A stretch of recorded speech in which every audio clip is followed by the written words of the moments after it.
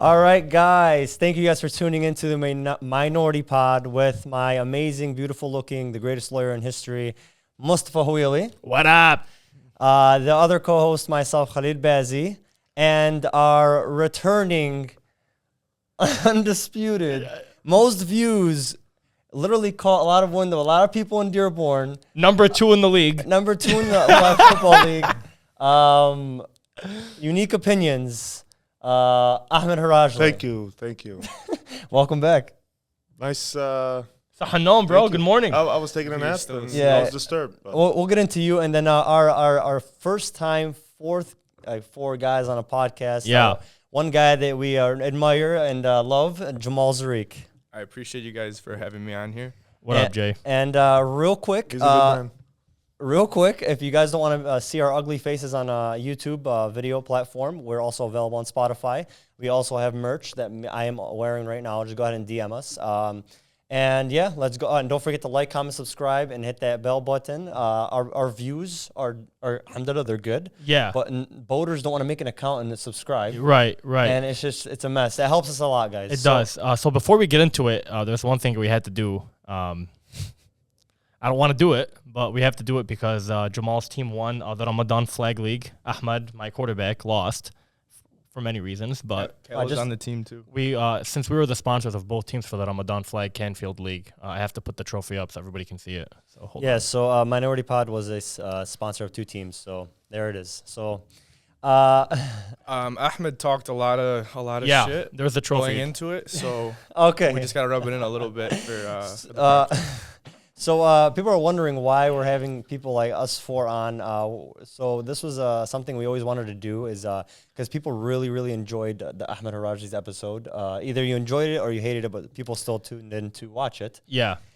So we're just going to have an open conversation, nothing specific. And for those guys who do not know who Jamal Zreik is, go tell us a little bit about yourself before we start talking. I grew up in Dearborn, just like most everybody else that's been listening or on the podcast.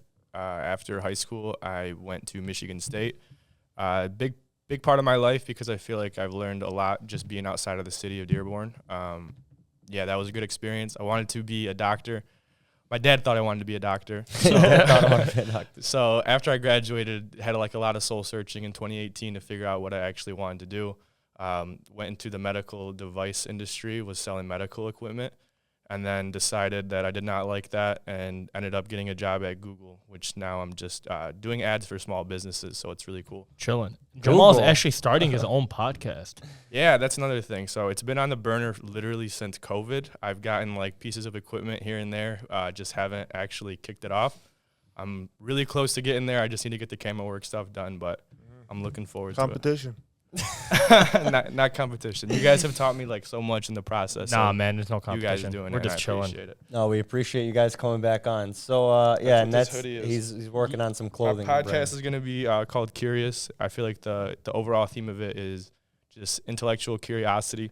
This little hoodie's been made by my friends Sarah and Miriam. They have been my little design team, so I wanted to shout them out Nice as well. hoodie. But Nice. I like it. What's up with this stupid remarks out of your face that you're No, doing? no, I'm just. Yeah, you know what? It's I'm funny. just trying to He doesn't have to say anything. It's his face will say everything. Like I'll be like, hey, I'm trying to go find my passion. Look at me like, oh. Yeah, like, hey, Ahmed, you trying to chill Yeah, tonight? good luck. So Ahmed, How you doing, Cal? how are you? I'm good. How you getting over that loss, man? I still haven't gotten over it. It was tough, but I'm just glad it was a FWFL team that also won it. So Yeah, me too. There'll be certain adjustments next season. there'll be. So Ahmed, I want to talk to you about things. So after your episode came out, we got a lot of messages and feedback, positive and negative, when it comes to what you said and everything. And there was a lot of people that took what you said and it went so far. In a good way. In a good way. Oh, some people reached out and said you're a scumbag. Don't get me wrong. This isn't flowers. I actually had somebody reach out to me and be like, I'm gonna go ahead and guess he's a sexist. I'm like, no, he's not. But I mean, I don't know why you would guess that. Look, I don't know, just on his opinions. I said that person's arrogant. But yeah, I don't think you're a sexist. Wow. You're not. Nice. You're not a sexist. That's nice. No, I'm not. Yeah. I just don't know that. I don't think you. Right? No, you're not. You're not a sexist. I don't. No. You don't come off as a sexist. Conservative, but not a sexist. Conservative. I like that. But yeah, no, we got a lot of feedback from you, and I don't know what you said exactly, but the I said a lot. The views just kept climbing and climbing and That's climbing. good. That's good. We're 1 million yet? No, No. We're getting there. We're getting there. we're getting there. Yeah, we're climbing up there. We need to hit 2,000 before we hit 1 million. So let's talk about some things. So for those who don't know, we had a accident regarding our last episode. They got taken down. Yeah, it's Okay, unfortunate. it's I did watch it. we did. It was a good episode. It's great. Like Phenomenal. we didn't want any problems.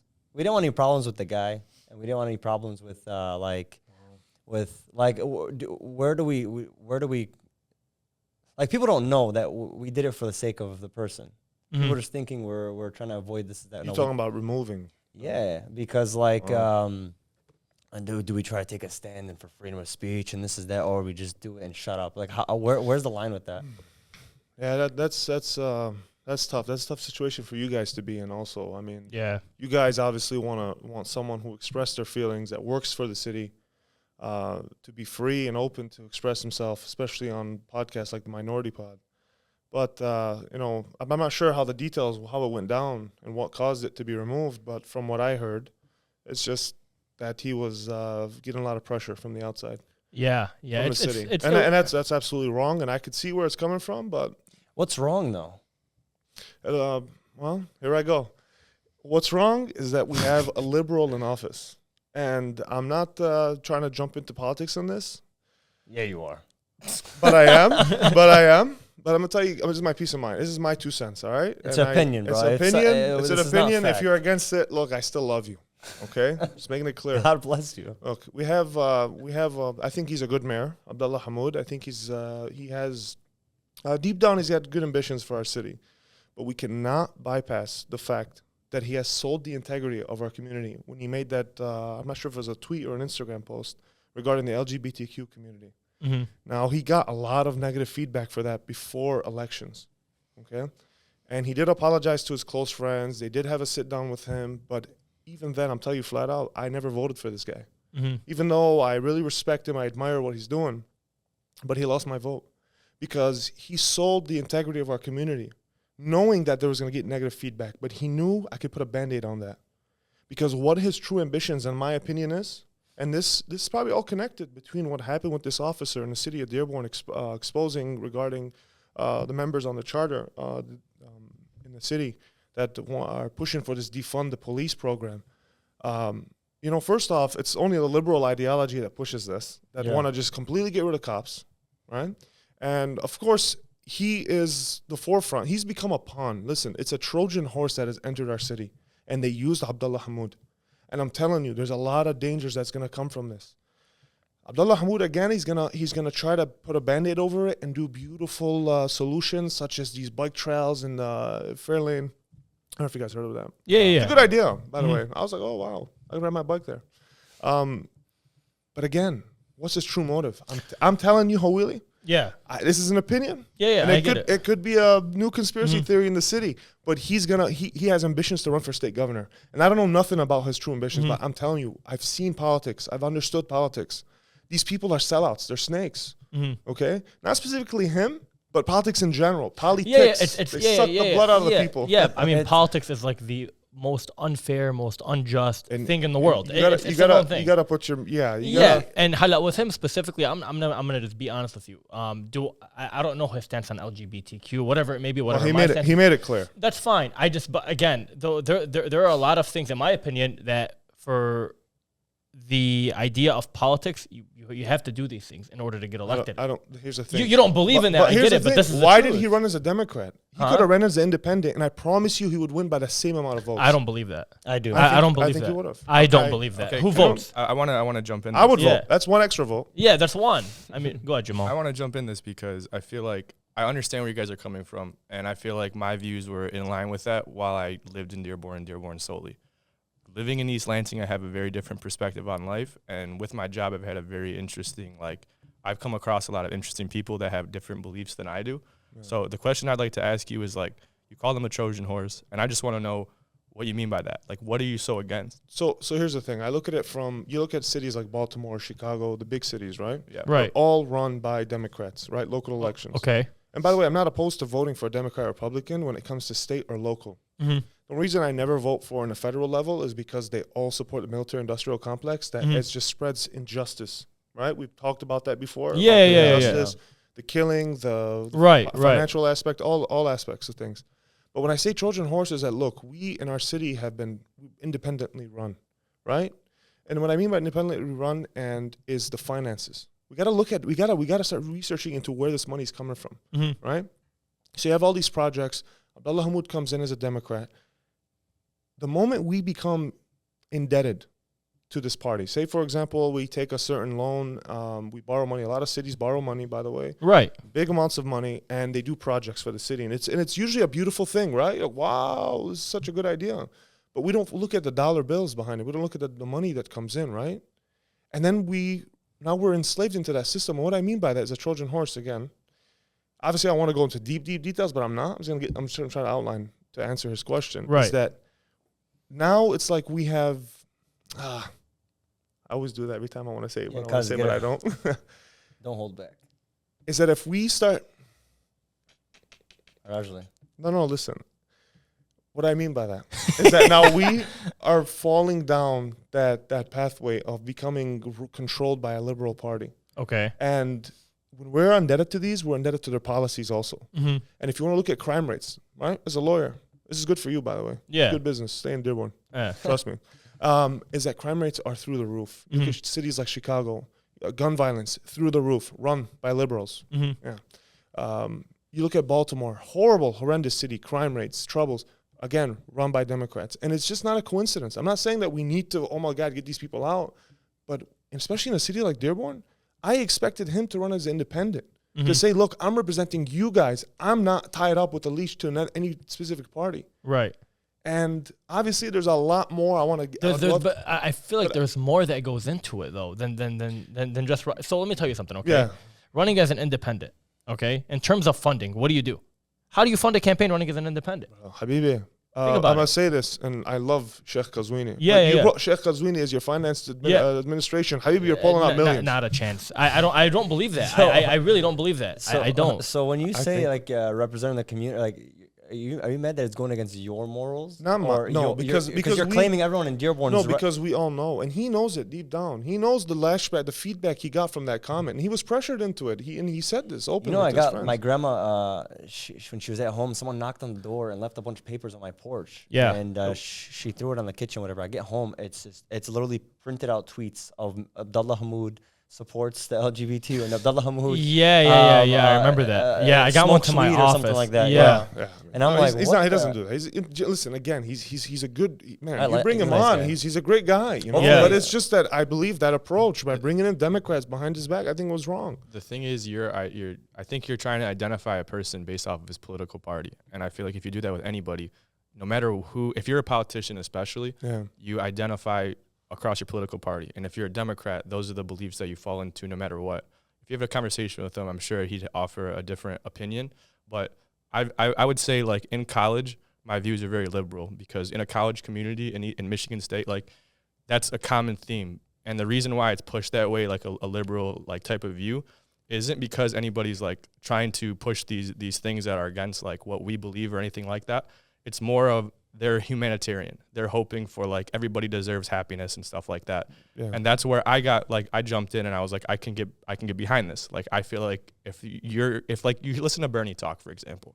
Bernie Sanders? The Bernie Sanders, I know there it is. No, but I already know. I love it. I know what you're going to say. You didn't tell me you're bringing opposition to me. It's not I'm just kidding. It's not Let me finish talking, though. Like, so you listen to Bernie Sanders talk, and he says a lot of right things. He says a lot of right things on a humanitarian level. Yeah. On a finance level, doesn't make any sense. None of that stuff is Oh, realistic. absolutely not. Never happen. Yeah. Like healthcare, for example. 100%. I actually agree with him. Yeah, it's not real. It's too difficult to accomplish. We're already too far gone. All that stuff. But as I continued after college, I've been in the real world now. I understand like insurance. I understand like a little bit more things about like income in general. The way things work. So I've swayed across. I went from being a little bit more liberal while I was in high school or in college. My family kind of split both. My mom's side is very like conservative Republican, so I'd play devil's advocate against them. Vice versa, my dad's side is very not liberal, but like They're more democratic. Honestly, I didn't have political conversations with my dad's side of the family in general, so I can't even say what they identify as. But in general, like my views have pivoted as I got older because I understand the values that the conservative party can bring as well.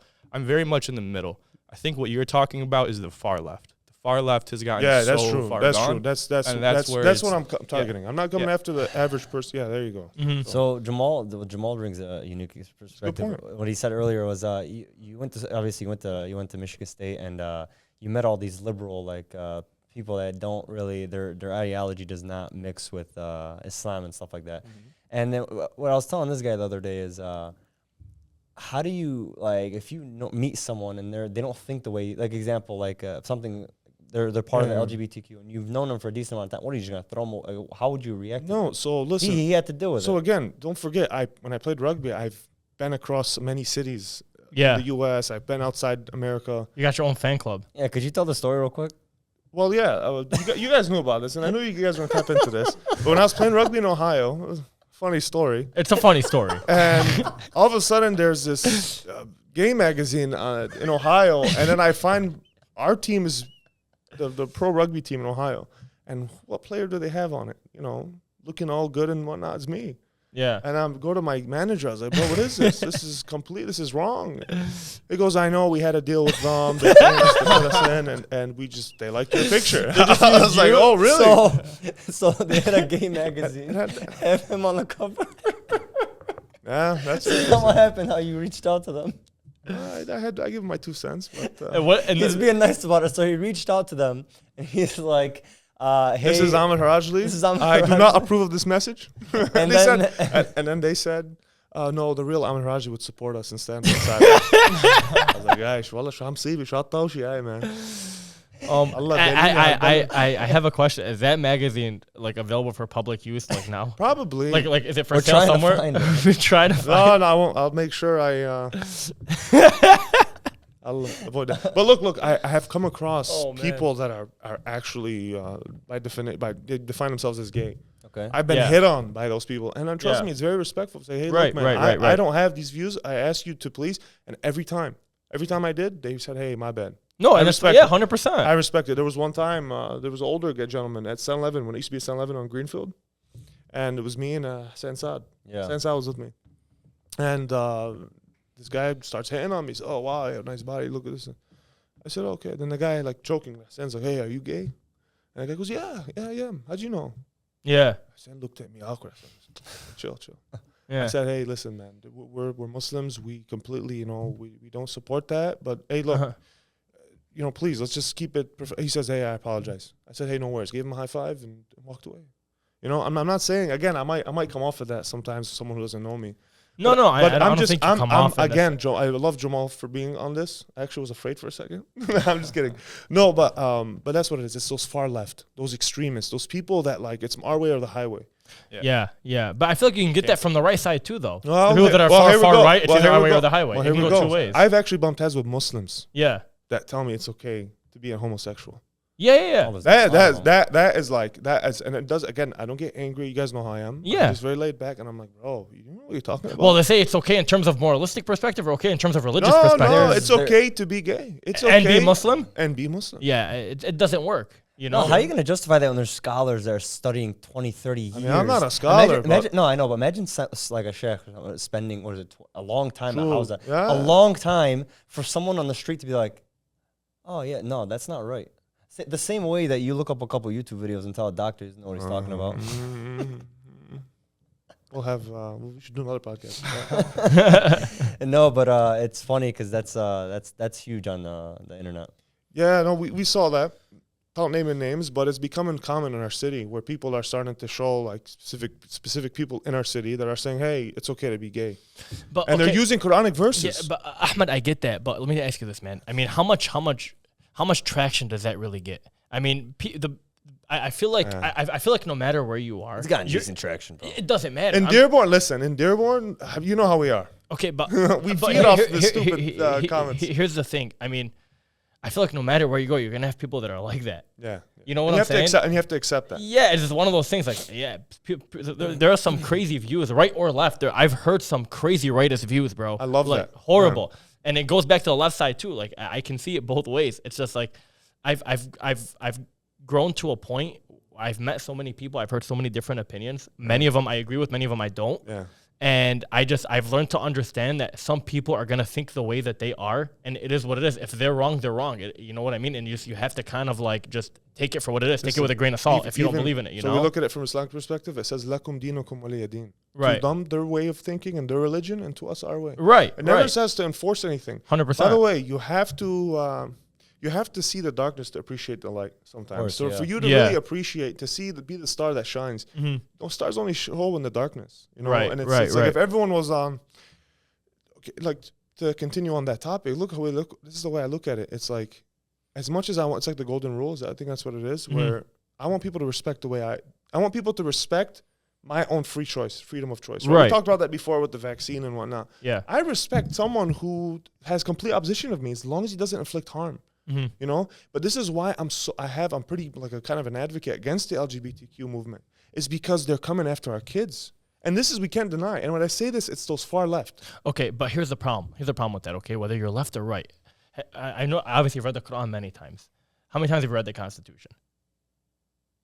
0. Okay. But I did pass my Yeah, science okay, class. whether now, obviously, everyone has their opinions on the Constitution, okay? Oh, yeah. Yeah, Fifth Amendment, everyone Fourth does. Amendment. Yeah. That Right, okay?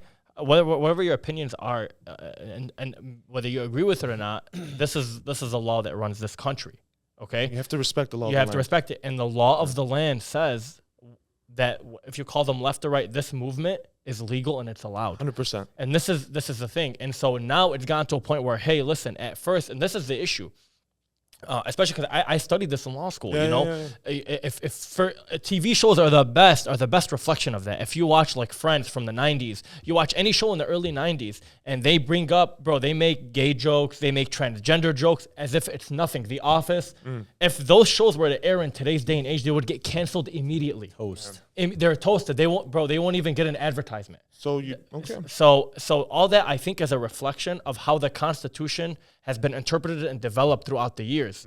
Okay, and unfortunately now, if this is not a view you support, you now have to accommodate your own family. You can no longer take the accommodations that are given to you by the government. So, for example, the biggest thing is schools, right? LGBTQ schools. That's the biggest worry, especially for a lot of conservatives. Yeah, it is. Right. So, what's the answer to that? Homeschool or private school? I know, private schools. I don't know if you noticed, especially in the city of Dearborn.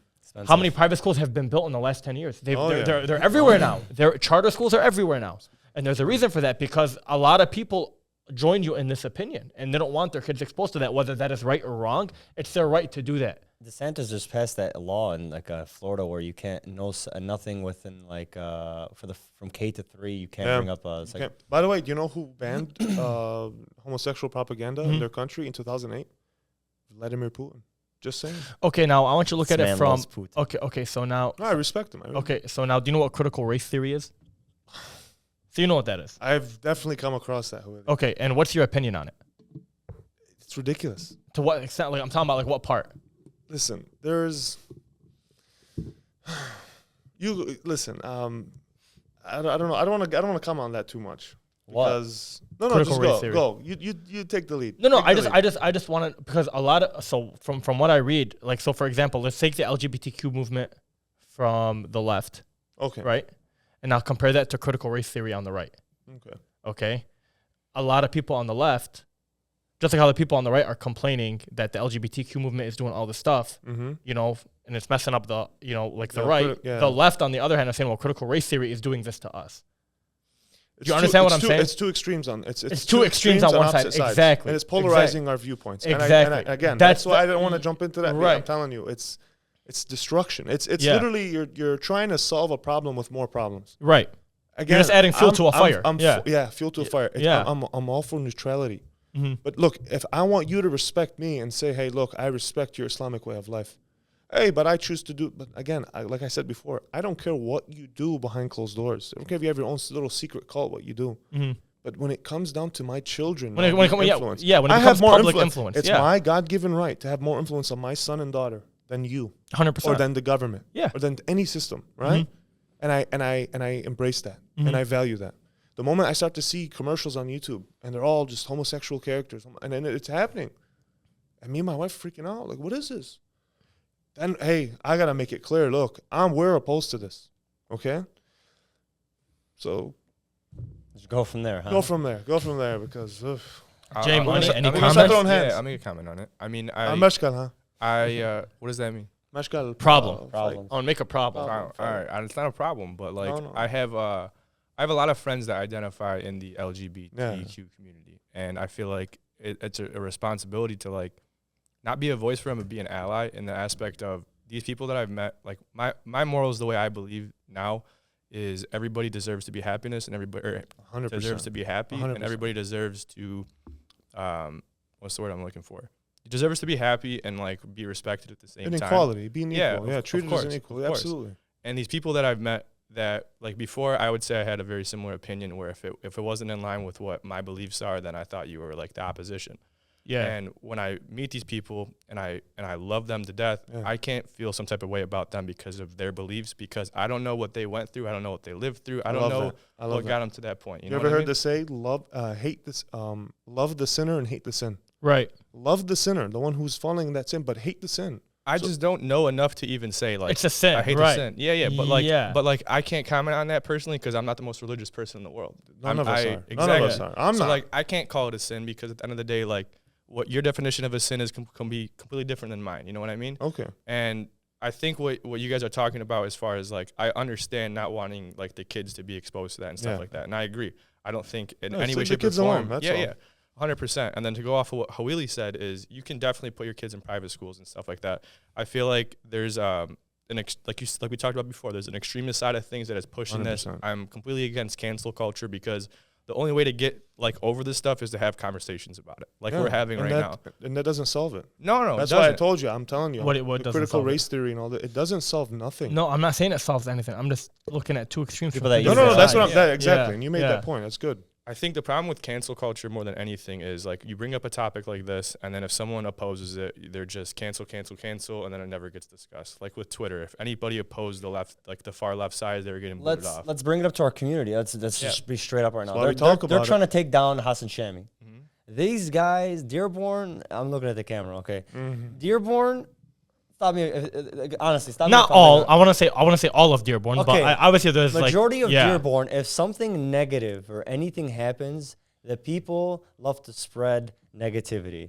Like example, if I do something stupid, I will get sent in every group chat possible on WhatsApp. Every sticker will get made of me. Every single thing that's negative in Dearborn gets spread like wildfire. Yeah. Okay, the second they found something about Hassan Sham, listen, About bro, HFJ. I- Let's take it back a step further. The second something came out about HFJ, he was all over the news. His scandal, right? Hold on. Right. Oh, his the guy's been got doing good for the community his destroyed. entire life. Nobody ever talked about guy- the good. the The guy- second something comes out, Oh, boom, this he's guy is sliding destroyed. some DMs, bro. It's it, bro. People are whatever. And then you go to the Hassan Shami incident, and listen, I'm not his best friend. I met him once here. I never had anything wrong with the guy, but then something happened, and Dearborn just literally canceled culture. They literally pulled up shit up 3 years ago, Yep. and they're spreading it in every single group chat, WhatsApp. Everyone's talking about it. I'm like, bro, during the Shahr of Ramadan, like the Ramadan, Yeah. the month That's where so you're supposed to wrong. reflect Yeah. on yourself. Yeah, Like, yeah. think of that concept. You're supposed to work on yourself, And you're just bashing someone. look at this guy. This is that. I'm like, bro, this guy's okay. Let's say whatever they're accusing him. I'm like, all right, just like there's so much like Dearborn wants to like. It makes you not want to succeed in Dearborn because of how bad these guys want to drag you down. So It's crazy. I'm Yeah. not trying to defend whatever the hell is happening to him. I'm just saying it's so bad how like everyone enjoys the negativity that gets spread around someone. Like, oh my God, hey, let me send this to everything. so you ever heard the story? Sorry to cut you off. So there's this teaching in Christianity of Jesus, peace be upon him, and the lady who was guilty of adultery. Mm-hmm. And the whole community gathered, because it was in Jewish law at the time, to stone those who were To guilty death, of yeah. adultery. To death. Mhm. And he said, let the first one cast a stone who was sinless. And everyone kind of sat back and no one threw a stone. And then Jesus remained. And he says, take this as a sign of mercy from God and go repent. Mm-hmm. And again, the mercy of Allah subhanahu wa ta'ala is so vast, we cannot comprehend it. Mm-hmm. You know, God's mercy begins while you're doing the act. You could be doing something haram and God's mercy begins, it becomes active. How? At the time of the act. You know how? By concealing it. Mm-hmm. When God conceals your wrongdoings, sometimes God will then take someone who did half the sin that you did and he بيتجرس قدام العالم and his integrity is To destroyed. teach you the lesson. And then you look Yeah. back and say, yes, it is. Wallah, oh my God. If people saw half the things I did, I would not be on this podcast. But this is the mercy of God. This is why if I see someone doing something haram, for example, it's easier for me to see someone who doesn't understand Islam, right? And is still kind of doing wrong things. Say he's drinking, say he's smoking, say he's doing just amizne. And I have more patience with them. Not saying that I was like that before. Alhamdulillah, I wasn't. But I understand how it feels to be ignorant. I understand what it feels to not understand my religion. I understand. And the worst thing you could do is be that extreme that comes to them. It says, oh, you're going to hell. No, there's got to be, you got to appreciate that mercy of Allah subhanahu wa ta'ala, that Allah was merciful upon me. Allah guided you. Be that soothing voice to them. Because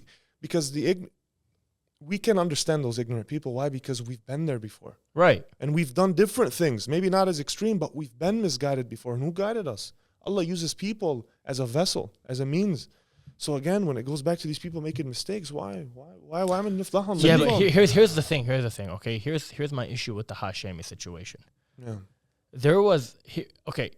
Again, what I Kel want to said. say, but yeah. when Go you're ahead, done, after I you. want to Go ahead. After I want you. to say this about Hashemi because it's I think people need to understand also. Yeah, his after you. character. Go ahead. When I was a young kid, Mhm. okay, I was my first cousin Mustafa Harajly. He was best friends with Hashemi. They lived in Dearborn Heights, and they had electric scooters at the time. All the Crestwood guys.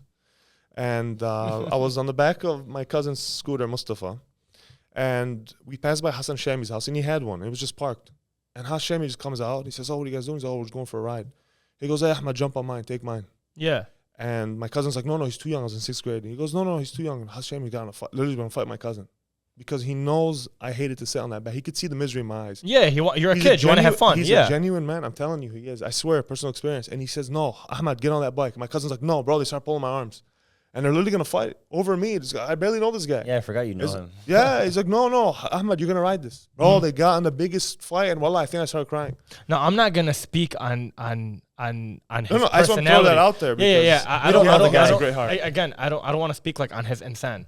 I want to speak just on as it relates to the food festival, to the Ramadan food festival. Okay. As it relates to that, what bothers me about this the most is there has been zero proof put out there that this man, again, go back to money. He was on our podcast and he said, I am not making money, but even if I am making money, haram. I'm Okay, allowed it's to make not money. haram. It's Okay. not haram. Now, my opinion on that, personally, I think even if he wasn't making money, just because of how judgmental the city is, he should have said he's making money. Yeah, he should. Regardless, he still should have said it. 100%. That's my opinion. I agree with that. Okay, let's just take it for what it is. He's not making money. Fine. I don't like that everyone's calling him, whatever you want to call him, outside of him being a crook. It's between you and whatever you know. But him calling him a crook and a thief for what's going on with this whole festival, I think is uncalled for because there hasn't been any proof that he's crooked. And even in him taking money does not make him a crook or a thief. Yeah, it just makes That him go is the against his problem. word that you're saying. That's fine. If that's the I think case. That's fine. If that's the case, it doesn't make you a thief. I think people are mad that, let's say he's making money off just standing there and organizing everything. It's a lot of work. If I'm doing it, I'm paying myself. I don't care, and I'll tell people. I don't He care. can literally- I would literally tell everyone to go zahat. I'm gonna do what I want. It's my event. I'm telling you, Dearborn doesn't deserve this festival. They don't deserve this festival. He should take this festival if he really wants to be. If he's smart, he'll take this festival, get it the hell out of here, and go to a city that has a Muslim community that wants to grow, and they will pay him top dollar, a 6-figure salary to do it for them. And that's what I would do if I'm him. I would take it out of here. You know, it's funny because we're talking about so you go back to the small. No, wallah, we don't deserve it. We really don't deserve It's it. funny because we're talking about the people that don't deserve it, but like you could look back at it and there was like 50,000-60,000 people attending. Yeah. I never went, by the way. Me either. I have my own. Yeah. Look, I just don't want to go for Ramadan for Suhoor and this. I'd rather stay home and do my thing. But I've never once. I've always preached for it. I said, hey, you want to go? It's just because that small group that. Well, I know, but why that people- small group is ruining it for you have to understand, it takes something so small to ruin something so big. Okay? It's an own thing, especially like, bro, in relationships, this is an own thing, right? A relationship that's been built for 10 years can be destroyed in 10 seconds. Why? Because the foundation. If the foundation is destroyed, if the foundation is destroyed, it can never be rebuilt. All it takes is that small minority to shame him enough for him to say it's not worth it for me and my family, for my kids to walk in the street, for my wife to walk in the street and to be criticized because of something I didn't even do. It's not worth it. For if I'm him, I really tell the city to go fly a kite. If I was him, I would have told I would have just came out with a board like, hey. Let me get like 3 people on the board, whatever, and just have a board members, and they make all the decisions. Kel, he has a board. He has a huge board. He has Everyone it's thinks like he's doing 14 himself. people. Everyone No, thinks he's doing himself. he told us on our podcast he has a board. He has a board that runs everything from A to Z. It's too big for him to do it alone. He can't. Yeah. The issue is not even the board. The issue is like the city is so uptight with like they planted their own seed in that this guy's collecting a salary or collecting an amount of money. And he's hiding it from everybody. I wonder how much he makes. I wonder how much he makes. I wonder who is. Oh, how do you buy this? How do you buy it now? For the rest of his life, if this guy any financial decisions he makes, everyone's gonna say that's money he stole from the community, from the festival, and that's what's horrible about the situation. Anything he does, That is true. That's the blessing and the curse of Dearborn in general. Is everybody's in everybody's business. So like 100%. Yeah. everybody, like there's a Gossip's so majority bad. of people that are happy about the festival and like enjoy going Yeah, to leave it, 'em. and there's a lot of Leave 'em. good things. Great. Why ruin it? Yeah. There's people that don't like Hashemi for whatever reasons, and they're gonna voice their opinion. Everybody knows too much about everybody. That's the problem with Dearborn. Yeah, you know, I was mentioning that the other day. I'm like, you go to other cities and no one knows no one, Yeah, and they're so much happier. But there's I beauty. wanna that's Yeah, what I was there's gonna pros say. and cons. Like, Yes, yes. Being Yeah. outside of Dearborn for 5 years, there's so much you miss. Like you can come back in this community and you're a majority. When I was in Lansing, like I'm like one of the few people that is Lebanese, Arabic, Mexican, whatever. Like I'm one of the only people there that identifies as anything like that. And it's weird because you grew up in a community where everybody looks like you, everybody has like similar beliefs as you. And then in Dearborn, it's completely different. And you want to come back and the community is way better. So when you're in Dearborn, there's so much you could talk about how you hate it. When you leave Dearborn, you come back and you're like, man, I miss this. So it's a blessing and a curse is what you're describing exactly. And anything in Dearborn is going to happen that way regardless. Anything that draws a lot of attention, including this. You're going to get a lot of people that really hate it. You're going to get a lot of people that really love it. and you're gonna get a lot of people that are gonna like Hey. recommend you take it down. We're not taking this episode down. I don't care. Hey, listen, if you know what's funny, had Hashemi organized a Christmas event for all the Muslims, Yeah, right? Like a festival, Yeah. I swear I don't think he'd get as much negativity as doing something for Islam. The Spirit Festival, all these things. The thing, I don't know, man. It's just it was a mess, bro. Especially The when that guy came out. yeah. But all right, guys, we're gonna take a quick break. We'll be right back. And we're back. Okay, we just took a little quick little break. Why do you think? Obviously, it's everywhere, right? But I always say, I reverted back to Dearborn. Why do people spread bad news so fast in these group chats in Dearborn? you know, my response to that. Everyone here has done it. Okay, have you ever heard of Immortal Technique? Anyone? I'm Yeah, sure you the guys have heard rapper, of. yeah. Have you heard of I've Immortal heard Technique? of it. I just Okay, so this guy's like a political activist, and he's also a rapper. Okay, and he said something. They asked him this kind of topic. It was a very similar topic about why are people so excited for bad news? Like they're so interested in bad news versus positivity. And his response was, okay, let's say you go on YouTube, all right, and there was a link that says you have 4 children building a PC together. How many people are going to click on that link? Versus if you had a link right next to it saying 4 kids are throwing computers at each other in a classroom. Me, you, Ahmed, Jamal, and whoever else sitting in this garage is going to click the second link. We're not looking for it though. I know you're not, but here's the thing. It doesn't matter what they're looking for or not. Human beings naturally are attracted to this kind of thing. They're attracted to the drama. We're naturally attracted to drama, action, bad news. Like as much glory that comes with the rise, there's more excitement that comes with the fall. And that's what I've noticed with a lot of people. Okay? For example, let's think of any fighter that's dominating a sport. Oh, like for example, look at Mayweather. Why did everybody want Mayweather Pacquiao? Everyone wants Pacquiao to beat him. Not because they don't like Mayweather. They think that's the reason, but mentally it's because his dominance was so long, it was so far reigning, you want to see the empire crumble. Yeah. And relate it to humanity. The U.S. empire. It's the same Everyone thing. wants to see a country destroy it. Really? That's how it is. Naturally, that's how it is. We're sick and tired. I think the answer to your question is I think naturally we don't enjoy hearing bad news, but we do. No. Hear me out. Just hear me out. Just mentally, I'm not saying you're happy when you hear bad news. No, I'm saying you're excited when you hear something like that's bad. Oh my God, that's crazy. Like like psychologically, you're interested in it. It sparks an interest. You know the algorithm on Facebook? They back computed it or whatever to figure it out. It's all centered around how to get people's attention. And what the algorithm found out is the number one way to get people's attention is by showing them something that pisses them off.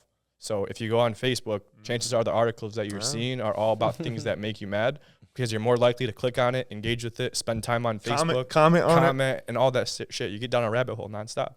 That's the algorithm. We're attracted to what we don't want to hear. Right. Yeah, but you're telling me when these people are sending like to go and answer your question though, like for me, whenever something like that happens, I think it's funny to go to WhatsApp and just start spamming stickers. Like I have fun doing that, and that's where it We know. starts. A lot of times, it starts just like as a joke, and then people get pissed off for real, and that's when I usually.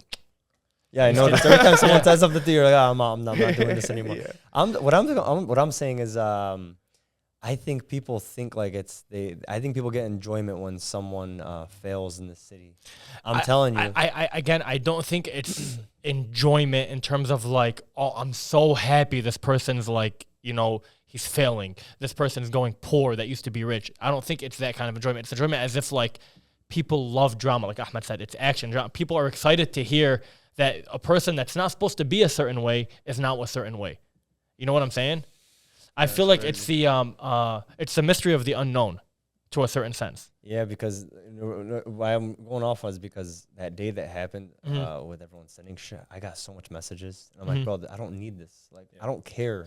Yeah. You know what I mean? But people, I think it's think about it. Like you're destroying someone's image through one video. Why do you have to be the one that's sending it? You know what I mean? Yeah, for sure. It's the I'm not- istighabah. What are you referring to though? I don't know what you're talking about. Bro, the BS with the Haas and Shami the other day. Who is sending what? Just everyone's sending Like the it. Haas Cash stuff? No, So that was a part of it, but like so there was the Haas Cash videos that went around because Haas Cash, he posted up a bunch of different things. He posted the fact that Hashemi is I don't want no problems with that guy. Yeah, neither do I. It's just I don't want no problems. I'm just saying I'm just gonna talk about the stuff that was posted. Yeah, the stuff that was posted, it was like videos of like it was like a bunch of it was like cussing. There was a video of what was it, man? Not the video. It was the post with like the nonprofit, the articles of incorporation. Yeah. So it was a bunch of it was that kind of stuff. The problem is, all of it ended up like forming into a whole new narrative against Hashemi. And the memes were funny. Yeah. And so like there's that kind of that's the kind of stuff Kel's talking about. Like the stuff that like you would see randomly on Facebook that just bash somebody that you don't expect to be bashed. Yeah. You know what I mean? Like it gets spread around like wildfire. Yeah. Like you hear about it, bro. We're talking about like an all personal football chat. Like, do you remember? That was the most active our chat is most of the time is when someone's getting destroyed, someone's getting shredded. That's how it is. I think this is, well, I don't think I know this for a fact. This is the topic of istighabah in Arabic. So in the Quran, it talks about istighabah, and Allah compares it to eating the flesh of your own brother. Yeah. And istighabah, by the way, is 99% of the time is the absolute truth. Yeah. You know, it's like you do something, and I'm not lying. And that's what people feel justified sometimes. You know, someone like what you just mentioned, the Haas Cash guy. You might feel like, I got something that's the truth. Let me put it out there. And he doesn't have a guilty conscience because he knows this is the truth. This must be voiced out. But istighabah is, this goes back to the mercy of Allah subhanahu wa ta'ala. When God conceals your act, like if you do something, and I'm the only one that witnesses it, right? Yeah. I got to realize, man, if this isn't a potential threat to be continued. I'm holding on to something. And you're holding, yeah. Then I gotta take it at rest, rest it, and then let Allah's mercy do its part. Right. But when you start to istaghib, even with the truth, that now, I mean, God help those people on the day of judgment. Again, the only time, for example, when can I say something about you that I might know that could be a continuing issue? Not the one time you jumped the fence at Fort Woods when it was closed and you jumped in the water. Right. Not something like that. Yeah. But like, let's just say you're coming to meet my cousin. You get to know her, right? Right. And she goes, hey, what do you know about Mustafa Harajly? And I know, and this is completely not true, so I'm going to use you as an example. Say you had a drinking issue. Okay. Right? It's wajib upon me. That's when I think it's you need to step wajib. in. I need to say, hey, listen, he's a good guy overall. But he's a raging alcoholic. He has alcoholic issues. That's continuous. It's Yeah. continued. Now, it's not like, happened one time when he was 12, 13, whatever. No, it's continuous. It's wajib. Mm-hmm. So if like Hashem is going to marry someone, Haas Cash might know. So let's just say even saying half the things he's saying is true. Now, if the question arises to him, he has to now wajib. But other than that, the whole community should not know these things. Right. And even if whether they're true or not, it shouldn't. We should have mercy because trust me, if we saw what Haas Cash did in his life, and I don't know him, I'm not judging. I'm just saying. We don't know him. No, we don't know him. But We I'm don't want just saying. problems with But that hey, guy. let's be I'm honest. stating, hey, if he somehow watches this, we Well, don't want but problems. let's be honest.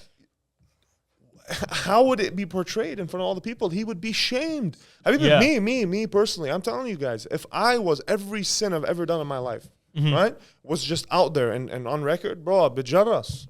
So this brings us something else that like I think that should be talked about within the community.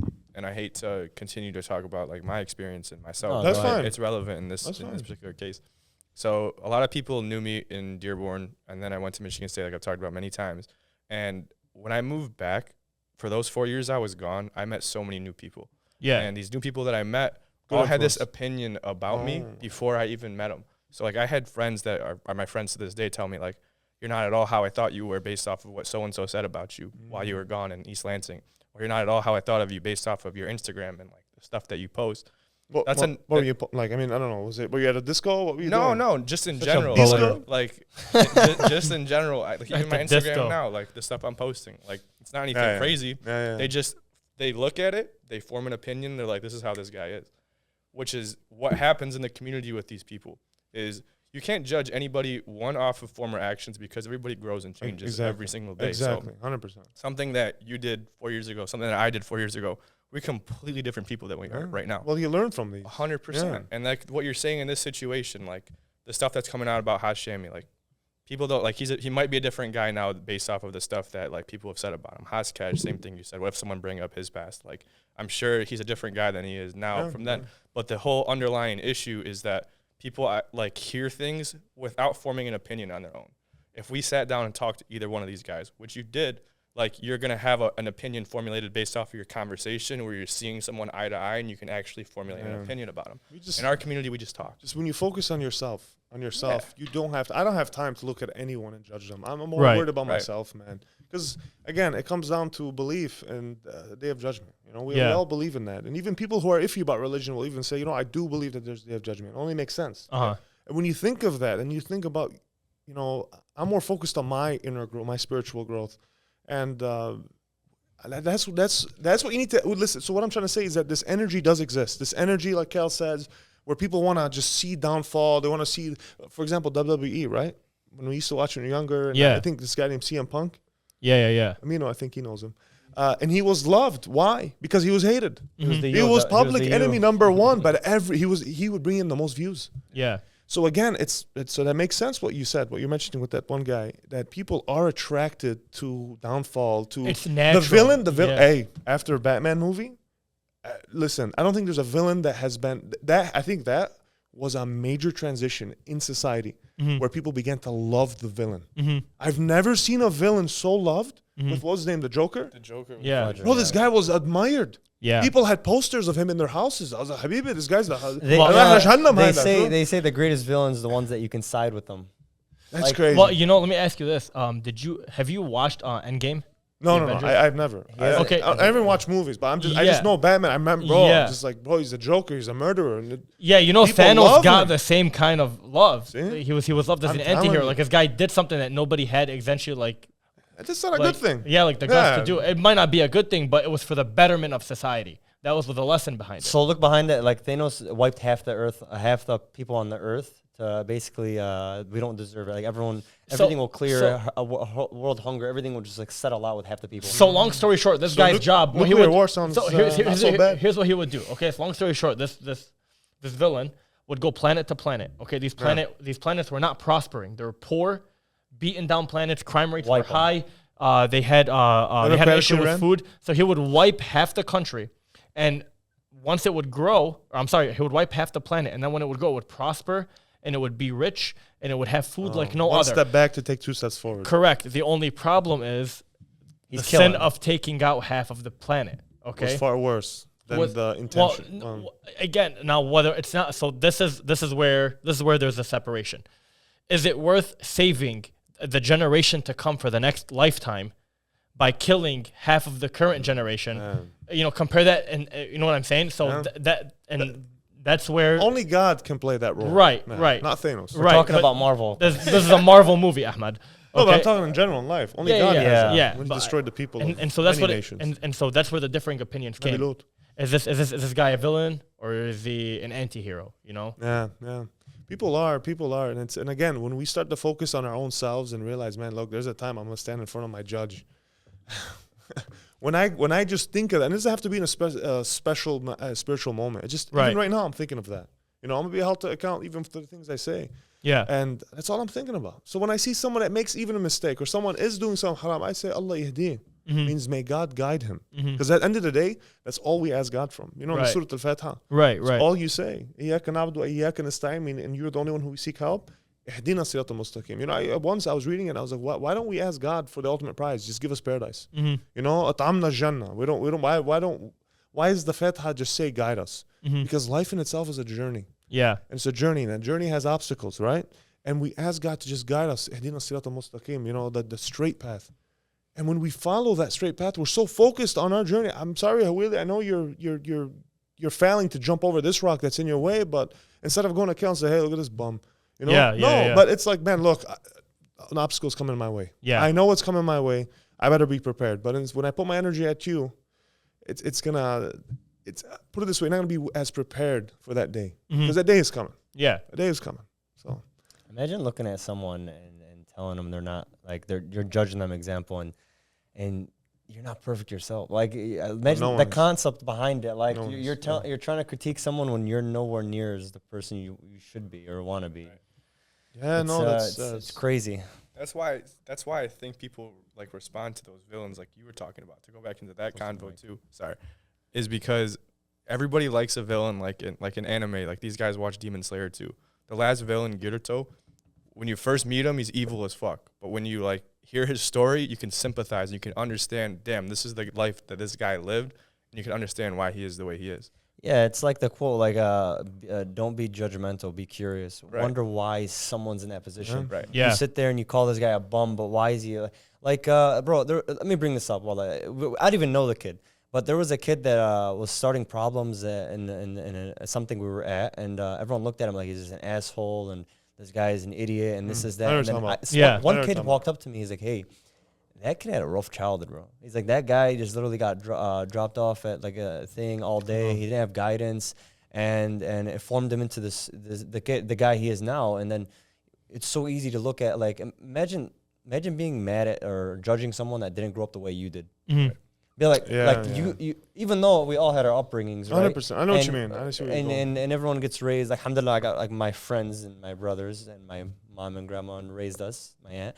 But like, you can't. How are you gonna think about that? How are you gonna be mad at someone for not being raised the same way you are? Yeah, Raised but the same way you are. here's the thing, okay? And I get it.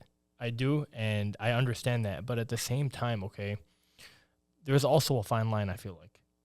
Like, there has to be a fine line. You know, like, something's got to give in those Who's situations. gonna teach him that? Yeah. Not even teaching. It doesn't. Okay, does it? You know, here's the problem. Okay, and this is where I agree.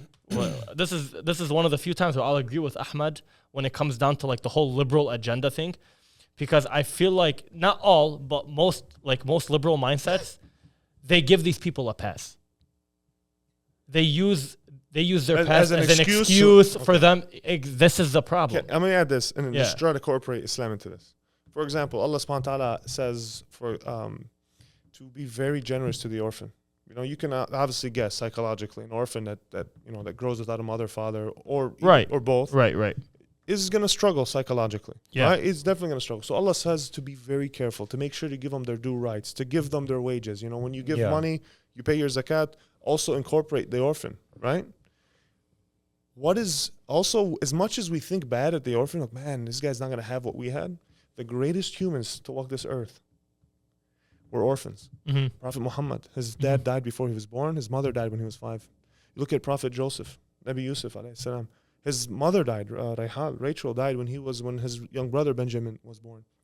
You start to look at a lot of these figures and you'll be like, wow, the greatest personalities, the greatest spiritual people, like Imam Khomeini in Iran, same situation. His father died when he was like 8 months. You look at these people and wow, they all grew up orphans. So they never had a father figure. They never had this, but obviously someone did fill in that void. Mm-hmm. But it's like, you look at it and you're like, wait, that's not an excuse.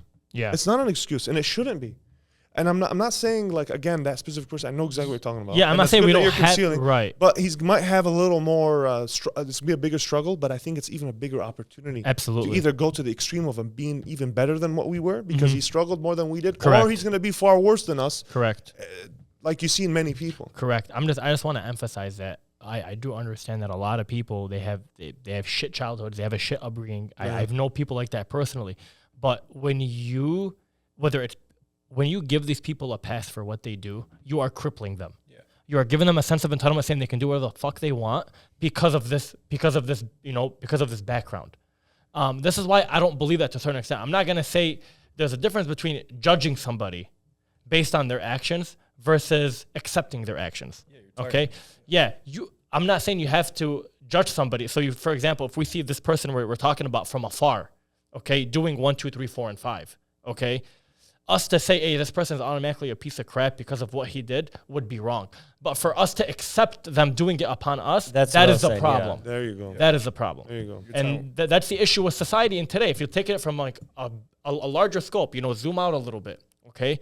There are on a larger scale, a lot of these things are happening, okay? And they're affecting a lot more people, and people are giving them a pass because of the past.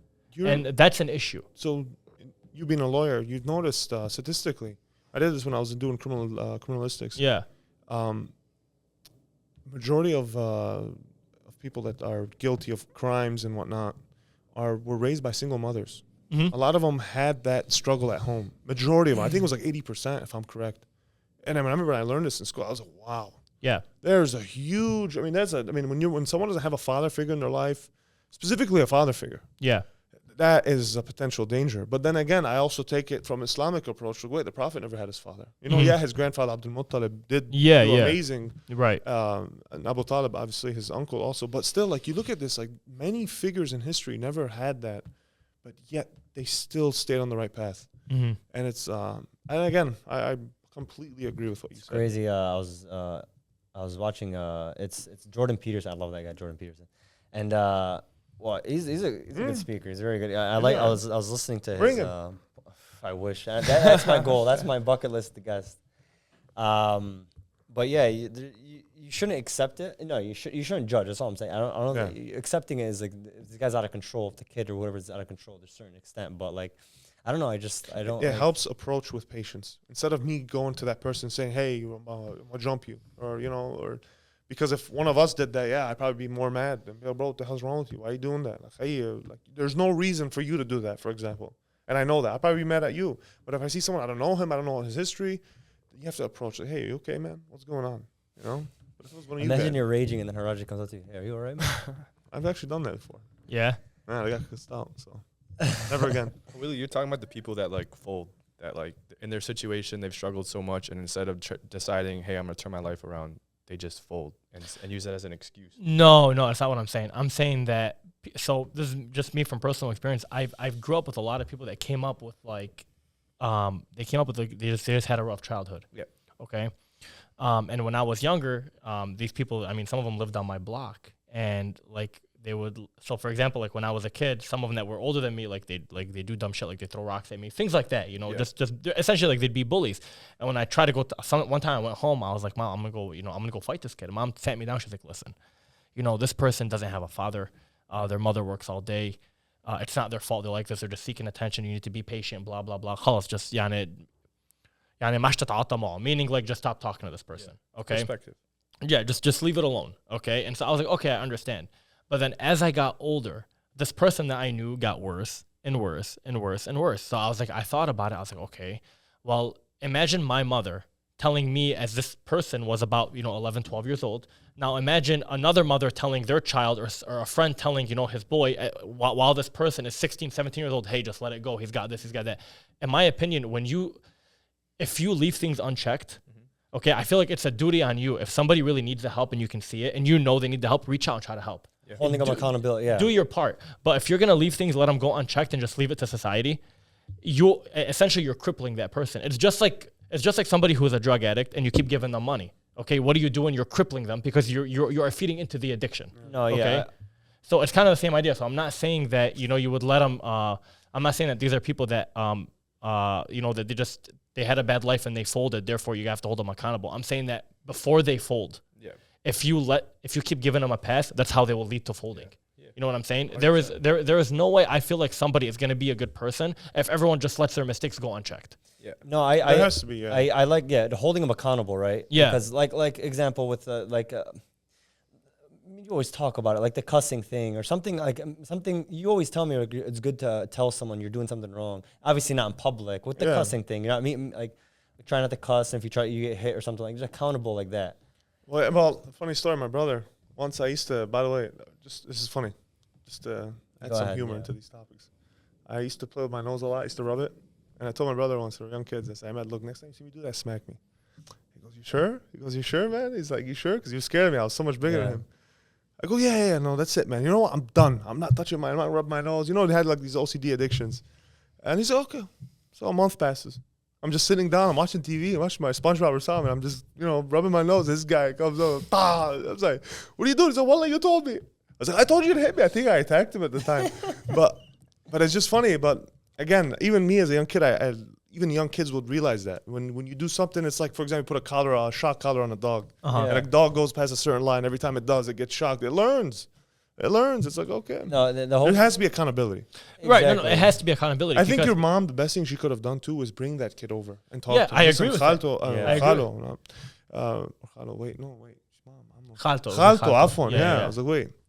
And anyways, she could have been 100%. that vessel, because I'm telling you, kids that don't get that love and nourishment and feel like they're cared, that's what they're missing. And when they don't get that love and attention at home, when they go out, they'll seek that attention, even if they have to be the loudmouth. Yeah. Just to feel like their presence is recognized. So now it's like, oh my, people are scared of me. I feel important. Right. I feel like I exist. Right. 100%. So that fear that people have of me when they see me walk in. How many times you hear a boater say, "Ana wallah bimshi بالشارع وسيارات بينضبوا." I walk down the streets and the cars park themselves. They go automatic parking. Chill. They always want to feel important. I'm like, this guy never got a kiss when he was young. Yeah. Speaking of boaters, remember that time? Remember that? What is it? That one bakery on West. Oh man. Hey, please tell that story. Zata Rosette? Tell that story. Hey, Zata Rosette is filled with boaters. Like, and they're on Ramadan. Hey, but they're good, man. Oh, they're amazing. Hey, their dough is unbelievable. So it's good. He's a West Sider. Tell him that story that guy was telling about. So no, it's a funny story. We used to go for suhoor to Zata and Zed, and all these guys that just came from Lebanon, they'd go inside, and this guy walks in with his BMW, he's skinny, wearing a V-neck, walking in, masbah in his hand, and he starts telling the story of how he got in this fight and كيف عمل مشكل, and he had a black eye. Really? Yeah. So like, شو بك yeah, his name's Ali, Ali يا لطيف. No, he didn't get rocked, actually. According to his story, he goes, والله بنلعب فوتبول I'm gonna translate. And he's like, بنلعب فوتبول والله وواحد غلط معي. We're playing soccer and a guy made a mistake with me. ولعت المشكل, the problem arrived. Escalated immediately. Yeah. You guys know me. Oh, yeah, what'd you do to them? Oh, والله I was scoring goals with them. Yeah. He goes, the whole story went down and this guy destroyed the whole team. Yeah. Okay, and one guy on the side, little kid, said, your eye, what happened to it? I was leaving and I fit بالحيط. And I was leaving and I went into the wall. Yeah. I'm looking, I'm like, bro, this guy's a whack job. Remember that one where the guy was driving on the opposite side? And him too, man. It's just funny. Again, I look at people like that, I'm like, bro, these people never had the attention when they were young. Bro, no, there was one. This is why, and one last thing, this is why it's so important when you see a young kid come talk to you. Just say, hey, just want to even engage in a conversation. Let's say we're all hanging out. Like, guys, I'm telling you, the young kids look up to us when we play football. Mm-hmm. People recognize Fordo's football, by the way. Yeah, I know. And they come to us and they see us this hanging guy's out. so happy. And then these young kids, they'd come up and they'd want to just open a conversation and they're kind of hesitant, right? Yeah. I give them full attention. No, that's how I am. And now they feel important. Yeah, I mean, we're all like that. Yeah. And they feel important, like, wow, and they start talking, more questions. And like, in my head, it's like, oh, shit, I got to go. But then at the end, you want to give them that recognition, because when you take that away from in society, like you see that in high schools, right? Seniors, a freshman comes up to them, they just beat the crap out of them. I hated that. Mm-hmm. I never was like that. My brother was a freshman, I was a senior, and all his friends used to come up to me. Yusuf Hassan and all those guys come up to me and they'd sit with me at lunch, and I wished society would be like that, because it was the worst thing is to not give that attention. When you take that attention away, trust me, it can lead into seeking attention in very, very bad ways. I agree 100%. I agree 100%. Jamal taught me that. What I just said. Get closer to the mic. The FWFL people probably don't care, but we've been, all of us, including like 20 other guys, we've been playing consistent flag football, a bunch of old ass for years hags that play every single Sunday, no matter what happens, for the last about 4 or 5 years. And you know what I was thinking about? We should really start a youth thing and have all the guys in the chat run a bunch of stuff like that. Because, bro, it's important to have in the youth. Yeah, absolutely. We'll have Harajly run it. Oh, hey, they'll probably rebel against me like you did. Oh man! So I want to talk about the topic of, this is very off topic. Remember I contacted you the other day? Yeah. Go ahead, tell the story.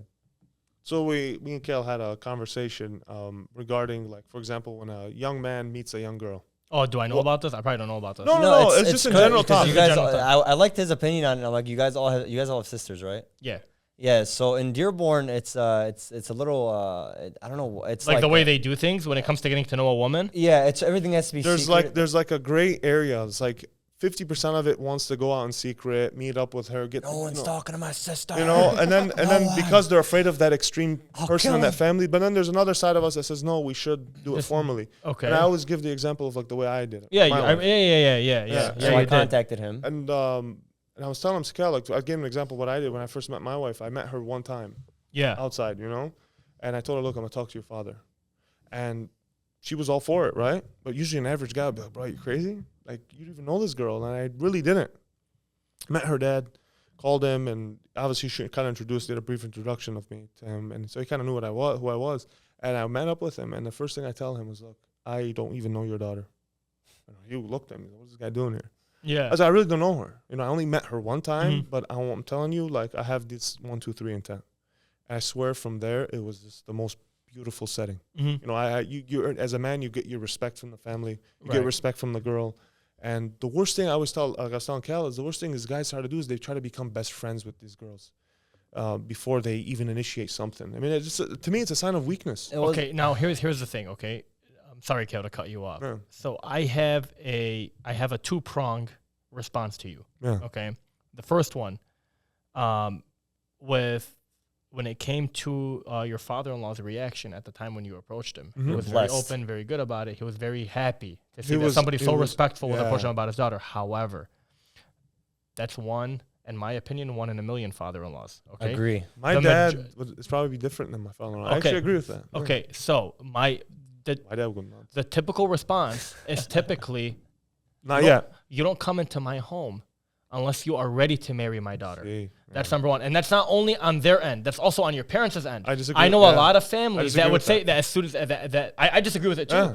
But there are a lot of families that will tell their sons that we want to go, they want to go get to know a girl. The first thing they're going to say is, the second you walk into that home, It's it is serious. now serious. I And the agree. second you walk into that home, there's no turning back. It's either you're there, like khalas. Like I want you walking in there knowing you're prepared as a person you want to marry, as a person you're Exactly. financially stable, you have a home. The intent is there. That's Correct. Okay. You don't know what happens then. So that's the first prong response. The second one is, the biggest issue you're going to deal with this kind of stuff is, like I said before, nobody is going. It's not culturally. I feel like it's frowned upon to walk into. I'm not saying it's right.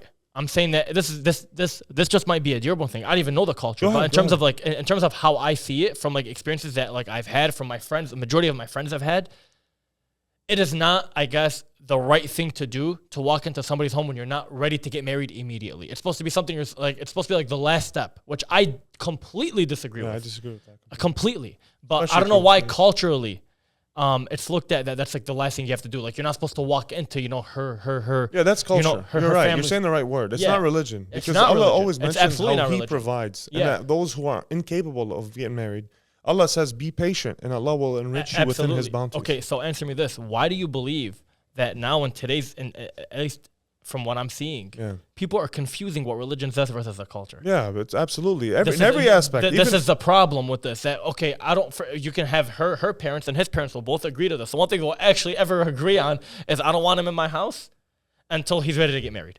that's And wrong. imagine Until how he's got bad a it would plan. be if the There's girl a- keeps bringing in guys and it doesn't work out. Hey, I'm going to use this guy as an example. You guys know Muhammad Yahya? No. Yeah. Muhammad Yahya? Yeah. Him and his Yeah. wife. I forgot her name. She's a Saad. And Yeah. again, I'm mentioning their names because of how great they are. Yeah. You're naming 1 in a million stories though. Go ahead. Yeah, it's 1 in a million, bro. I swear to you. I swear. This guy is like a shy. Generally, you'd meet him, you think he's very quiet, laid back. Yeah. You know how this guy met her? He obviously he met her through. I'm not sure how he met her, but look, he started talking to her on the phone for like a week, and she said, "Look, man, I'm not wasting my time." Flat out, as respectful as a girl she is, and she said, "The only way I'll know you're serious is if you come over this weekend. I'll tell my parents and just come over. Yeah. Come meet me in front of my parents. If you're Yeah. so like manly about it, girls are. Listen, a true woman that has a true intent wants that." Yeah. And this guy showed up. I was shocked when she was telling me this after their wedding. She was telling me, and I was shocked. I was like, wow, Muhammad did that? And it just shows you, look, a true man, especially in the eyes of a woman, is someone who comes forth, is willing to take, it's not a risk, but It's it kind not of a it risk. is. But it kind of is. It's not really a risk. Like they're willing to take Look, that you leap. know, It's kind of a leap of faith. Yeah. Yeah. You know you want that girl. When you Yeah. met your wife, you knew Yeah. you wanted her. Yeah, Hala, yeah. you know what's in front of you, bukra? All this fear of what tomorrow. How do you live in the present? Right. My intention's pure. I go in, maybe it doesn't work out with me and my wife, with the girl I'm talking to. But you're taking a leap I of faith. walk out Yeah. and the family says, hey, this is a good, respectful man. Hey, Absolutely. عملت اللي عليك. I have a daughter now. Yeah, You know, right, it's not even right. a year. You're going to have a daughter in the next Yeah, month, maybe yeah, the next few weeks. Yeah. Trust me. Yeah. I want a guy to come over to my house. Yeah. Immediately say, Haj, look, I don't know. Hopefully I'm Haj at the time. But he says, Haj, look, I just met her. Mm-hmm. I don't really know her, but I want to do it through the door. Oh my God. Hey, come over for lunch tomorrow. Sit down, have conversations and see how it goes from there. But keep very open and transparent because she's under my rights until you marry her. Right. But again, in the city, I see there's so many guys that come up to me, ask me for opinions. And I tell them, and they completely oppose it. Wallah, I swear to you, it falls into shambles every single time. And again, they ignore me. They come by, oh, Ahmad, I just walk away. I'm not trying to get into your business, but I know deep down they want to tell me, hey, you were right. I shouldn't have. And by the way, it's not only like one girl, 2 girls, 3 girls, and same problems. Yeah. Habibi, inta, be a man, be firm on your feet. And just go straight forward, Yeah. But no, we want to play this balance between the guy and the girl. Oh, no, we're best friends, we want to work together, which is not wrong. Yeah. But But the there's a certain initial extent. approach, the initial approach it has to be is taken by you the are man. the man. Habibi, Yeah. you're the one asking for her hand. Wallah, bukra, I'm afraid in Dearborn, girls ask, do a little bit for the guy. The girl's going to propose to the guy. It's you just... You guys have all sisters. Has anyone ever approached you guys? No. Sister? Yeah. Oh, okay, I never... What do you mean approached us? Like, hey, I want to get to know your sister. No. Oh, you don't have a sister? I don't have a sister. No, in that situation, no. I've never been in that situation. Like when my sister got married, How would you react to that, though? I would respect it. What do you Yeah, mean? I know. You think about it, like, we're not old school boaters, bro. Like, I Yeah. can't see someone in our generation be like, No, come you on, can't, I'll do that. man. Like, yeah, you can't. Like in our situation, like when my sister was getting married, she met her husband because she was signed up for tutoring at U of M, and she met him at the tutoring lab. And like the second she started feeling something, she told my father, and he sat with my father. Then I met him Right off the rip? right off the rip. Yeah, I met him that's immediately. See, you got to respect that. You have to Immediately. respect. And look, and sometimes I've seen it too where it didn't Yeah. work out. But I swear to you, I've seen it didn't work out where her brother and him will bump into a store and they're like, hey, Kifa, how's everything? Respectful, man. It's Yeah. respect. Bro, the worst thing is if I find out my daughter say tomorrow talking to someone for 6 months and that guy doesn't have Like let me use the word, the courage. the courage. She's the other You word. wanted to use another word. I was going to use the football word. The football word, huh? But he doesn't have the courage to approach me and say, hey, you're not, to me, I have no respect. I don't want you no more. Yeah, This is where problems I can see arise. This Yeah. is where you'll even see someone like me and say, hey, you're not talking to my daughter no more. yeah. And then this whole problem will probably erupt. You know, Don't you think age comes into a factor as well? If she's You'd young. want them to be close in age because Allah subhanahu wa ta'ala does mention, for example, spouses Oh, in but- paradise being of similar age. that's not what I'm saying. He's saying in terms of his maturity level. Well, if a guy comes up to me, Like, do you expect a guy to like that, like at 19 years old, to come up to you and actually do that? but if it happens, how can I stop it? You see all these 16, 17-year-olds get in relationships. It's like 100%. I but- try to but- do my best to teach my daughter to avoid these things. right? Okay, but let me ask you this, okay? When 95% of society, especially like in Muslim society, Yeah. like in Dearborn even, Yeah, let's talk about our city. Yeah. how many times I've heard boatloads of story of a 19 or 20-year-old man that's walked into someone's house saying, hey, I want to get to know your daughter, and they laugh him out of the home. Yeah, they get That's Because wrong. That's wrong. but it's wrong, wrong, that's Ahmed, it's realistic. wrong. It's wrong, but it happens. It happens. I know. more- I'm just telling you. وشو it's عم wrong. تعمل انت I would شو never انت do that. بعدك من البيضة مش طالع. Like you're Exactly. pretty much saying, like, you still haven't hatched out of the egg. You're still in school. I would not do that. You know what I'm saying? This is how it is. You wouldn't, but it is what it is. Like It is happening. My Well, you're dad's- awfully quiet. Are we about to end it? What's happening? No, we got about like a couple minutes. I have Yeah, we lots got- to say. I mean, Go ahead. this is you guys are speaking from a very like cultured perspective. Yeah. As somebody who is not in the same like you guys are talking from a very like traditional Arabic perspective, and Yeah, I let's get respect your it, perspective. right? Yeah. For me, it's like I'd have no problem doing that if I felt Doing that what? that's Oh, like approaching. going in and approaching the father. If I felt like It's what- right. That was what's if I required. felt like It's time. not even that if it was required. If I was that serious about a woman that I was talking with, I'd have no problem doing Yeah. that. Yeah. From my perspective and kind of where my life's been, I've been more focused on other things outside of relationships, right? So I've been like, I have friends that I've built relationships with, like how you're talking about. And I feel like every woman friend that I have has a perspective of what they want. And what they want is usually how it goes. Some people want someone to come to their dad respectfully and Yeah. ask for him. other women would rather do it like the way of like, let's get to know each other. Let's like be friends first. Let's like establish something long term and then see where it goes from there. I feel like everybody has like their own thing of what their idea of their ideal relationship is. And to your point, like how we talked about the other day, will that work all the time? I don't know. But but in general, like I get where you're coming from. I just think culturally it's different depending on the person that you're talking to. Absolutely. I agree with that as well. Exactly. Yeah, because, dude, some women are not going to want you to approach their parents. They might, let me tell you why. They might know their parents, and they say, hey, I know how my father is. Yeah. If you walk into my house, our relationship is over. He's not going to accept of you because of where you are in life. And this is, it sucks, but this is this is honestly like the hard, cold truth that people hear. I never was in a situation, but if I was, I don't know. It's heartbreaking. No, it really is heartbreaking. It sucks. But what do you tell that person?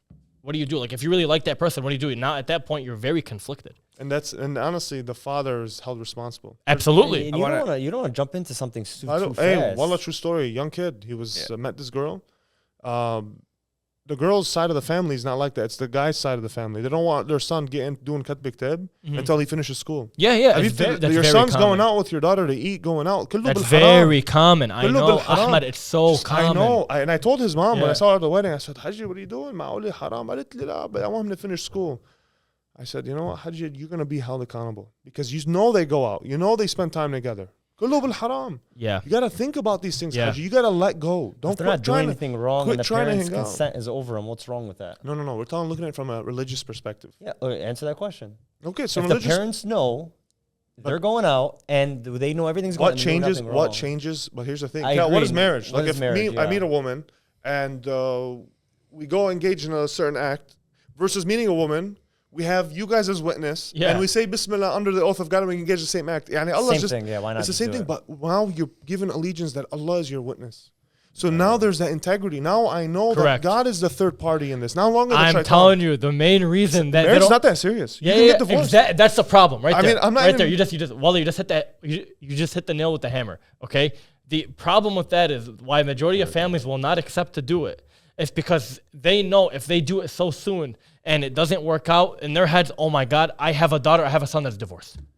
That's all that is. That's all. On my mom's life, I believe that's what it comes down to. It comes down to that's all they give a shit about. I would not worry. Tikal Allah. What do you think tikal Allah means? Leave the rest to God. A guy comes in and my daughter. My daughter loves him and he loves her. Khalas, tiklu Allah. And I'll help you guys. And then if 2 years down the line doesn't work out, ya Allah, Allah shahid. You've done nothing. You've done nothing wrong. You've done nothing wrong. If I held against that and they went and did something haram, I'm held accountable. Right. Why did you not let me become the oath upon them? That's all it is. Marriage is not that serious, by the way. Yeah. It's not that serious. I want to ask Kel a quick question. You two are both married. Are you like engaged, have a girl or anything? No. Okay. So you guys' perspective is very unique coming from a place where you guys are married. You guys found someone. Kel, do you feel the pressure, like in Dearborn in particular, just in the community, to get married at the age that you're at? Yeah. I get harassed by older people, obviously the older generation, every time I'm saying that because both of I have 5. Yeah. Two older brothers got married within a year. Mm-hmm. Alhamdulillah, I have a niece and nephew now, and but it's constant pressure. It's Instagram, everyone's getting engaged. So like, I'm not trying to force it. It's whoever I meet, and if it goes from there, you know what I mean. That's how I feel. Like my dad will start asking the question, "When am I getting grandkids?" I'm like, "Bro, I just turned 26. Like, like grandkids." So like, I feel like you and I are kind of in the realm of different. Like we're open to it, but at the same time, like I'm not gonna force anything. I'm not gonna go into something that I don't feel is right. Just for the sake of everybody else doing it. No, absolutely. You got to find the right one. You know what I mean? You got to find the right one. I'm not in a rush. It's just it'll come when it'll come. 100%. That's how I feel as well. Inshallah. Yeah. As long as you have the intent there, God will send it. I agree. Exactly. Have the best intentions and. It depends what you're attracted to. I mean, I don't know. You're attracted to someone named Tiffany or sometimes listen. The best. What the hell does that even mean? Allah, I don't know. I wanted to say other things, but. You're such a boater. I don't want to go into too much detail. No, everything is. It's all about. You want a lady self-respected. Why'd you point at me? No, it's kind of weird. No, I pointed to the side.